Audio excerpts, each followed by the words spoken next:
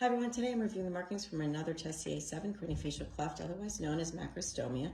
I start off by marking the oral commissure on the non-cleft side, which in this case is the left side, and then I mark the entirety of the white roll along the cupid's bow, so I can choose cupid's bow peak and trough. Then I measure the distance between the cupid's bow peak on the non-cleft side and the oral commissure and transpose this to the cleft side to determine the new location of the oral commissure on the upper lip. Then I mark the midline of the lower lip and measure the distance between this midline point and the oral commissure to mark the new position of the oral commissure on the lower lip. Then I mark the entirety of the red line along the lower lip and the upper lip so this can be properly realigned at the end of the procedure. Then I mark an incision about 4 millimeters medial to the oral commissure marking on the upper lip.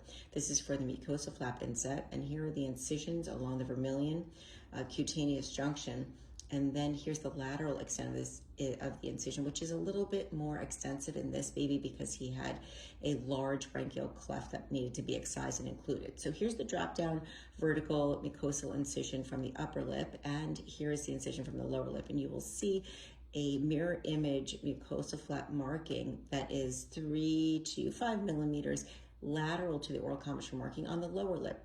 And this mucosal flap will wrap around the oral commissure and be inserted along that upper lip marking that you marked 3 to 5 millimeters medial to the oral commissure marking on the upper lip.